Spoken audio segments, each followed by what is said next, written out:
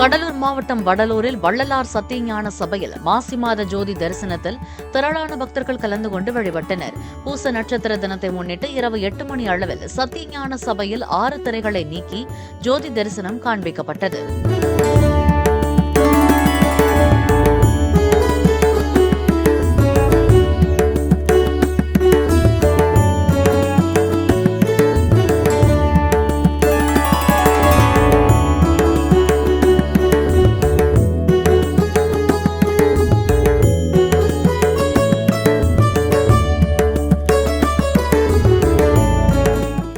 Play store மற்றும் app ஸ்டோரில் இருந்து பாலிமர் செயலியை QR கோடு மூலம் பதிவிறக்கம் செய்யுங்கள்.